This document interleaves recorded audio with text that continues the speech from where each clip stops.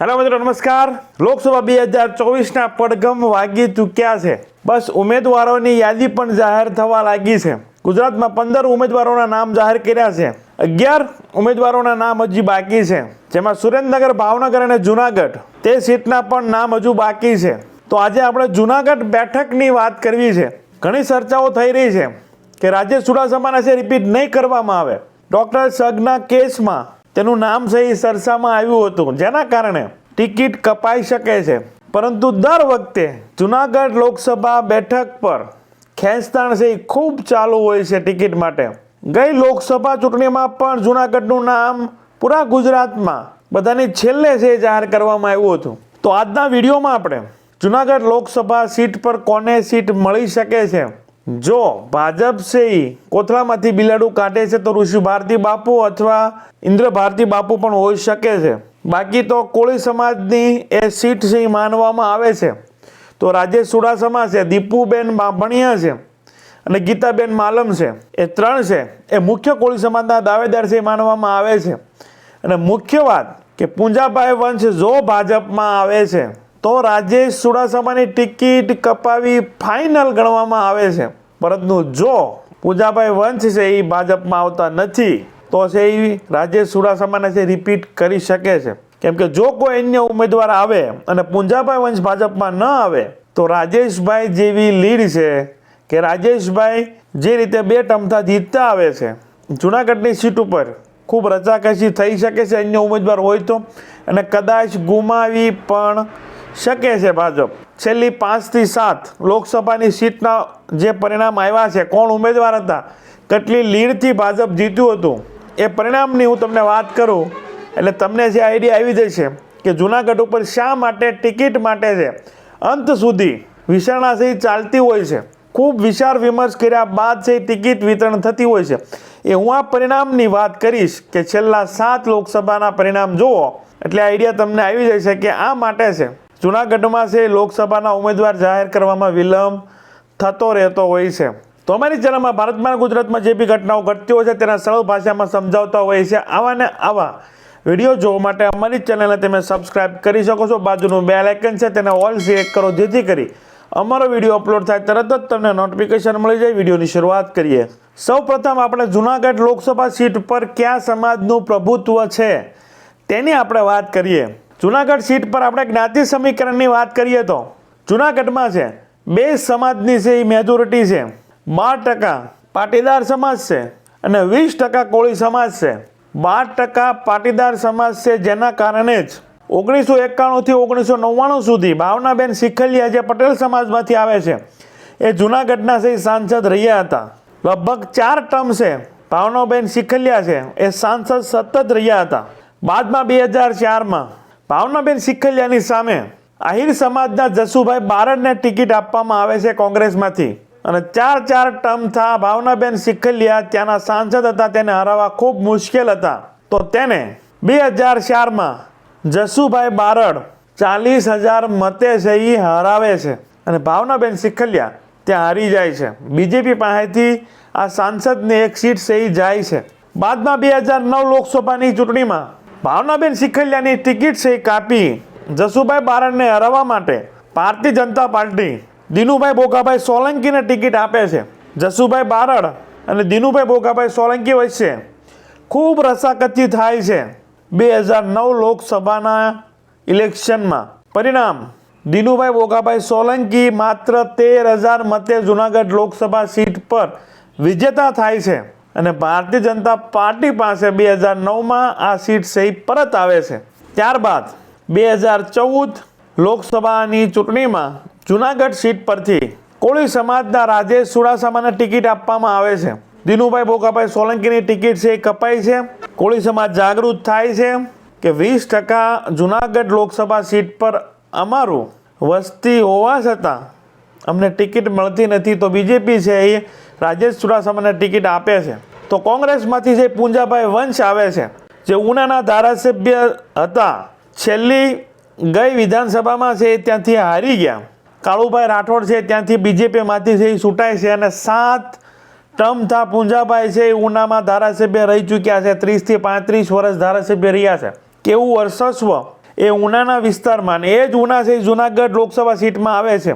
અને રાજેશ ચુડાસમા સામે છે 2014માં કોંગ્રેસ છે એ પુંજાભાઈ વંશને એટલે કોળી વર્સિસ કોળીને ઉતારે છે. પરિણામ ખૂબ ફાઇટ આપે છે પુંજાભાઈ વંશ, જેમાં પુંજાભાઈ વંશને 3,75,000 આસપાસ મત મળે છે. અને રાજેશભાઈ ચુડાસમા જે ભારતીય જનતા પાર્ટીમાંથી હતા તેને 5 લાખ આસપાસ મત મળે છે. 1,25,000 મત આસપાસ ભારતીય જનતા પાર્ટીના રાજેશ ચુડાસમા છે 2014માં છે એ ચૂંટાય છે. ભારતીય જનતા પાર્ટીને કોળી સમાજના ઉમેદવાર ઉતારવાથી એક વિશ્વાસ આવી ગયો કે જે રસાકસી ચાલતી હતી 2004માં છે ભારતીય જનતા પાર્ટીએ સીટ ગુમાવી. જસુભાઈ બારડ છે 40,000 મતે જીતી ગયા. બાદમાં દિનુભાઈ બોગાભાઈ સોલંકીને ઉતાર્યા 2009માં, અને માઇન છે એ બીજેપીની સીટ છે એ પરત આવી અને આ કોળી સમાજના ઉમેદવારને ઉતાર્યા અને 1 લાખ ઉપરની લીડ છે એ રાજેશ ચુડાસમાએ આપી. બાદમાં 2019 લોકસભા ઇલેક્શનમાં રાજેશ ચુડાસમાને રિપીટ કરે છે. 26 બેઠકમાંથી 25 બેઠકના નામ જાહેર થઈ જાય છે અને અંતે છેલ્લું જુનાગઢ બેઠક છે એ રહે છે. અને અંતે રિપીટ કરવા ન કરવા, નવા ઉમેદવાર લાવવા ન લાવવા, અને છેલ્લે ફાઇનલ થાય છે રાજેશ ચુડાસમાને છે જુનાગઢ લોકસભાની ટિકિટ છે એ રિપીટ કરી આપવામાં આવે છે. સામે કોંગ્રેસના પુંજાભાઈ વંશને જ ઉતારવામાં આવે છે, જેમાં પુંજાભાઈ વંશને છે 4 લાખ મત મળે છે અને રાજેશભાઈ ચુડાસમાને છે 5,50,000 1,50,000 આસપાસની લીડથી છે રાજેશ ચુડાસમા છે એ ફરીથી જુનાગઢ લોકસભા સીટના સાંસદ છે એ બને છે. અને હવે વાત રહી છે 2024 લોકસભા ઇલેક્શનમાં રાજેશ ચુડાસમાને રિપીટ કરવા કે નહીં. સાથે જેને ટિકિટની માંગણી કરી છે એવા પુરુષોત્તમ સોલંકીના દીકરી દીપુબેન બાંભણિયાએ પણ જુનાગઢ સીટ ઉપરથી ટિકિટ માંગી છે. ગીતાબેન માલમે પણ ટિકિટ માંગી છે. જો મહિલાને આપવામાં આવે તો આ બે કોળી સમાજમાંથી નામ આવી શકે છે, અને પુરુષને આપવામાં આવે તો રાજેશ ચુડાસમાને જ રિપીટ કરવા પડશે. રાજેશ ચુડાસમાની ટિકિટ જે ડૉક્ટરના કેસમાં એનું નામ આવ્યું હતું તેના કારણે છે કપાઈ શકે છે.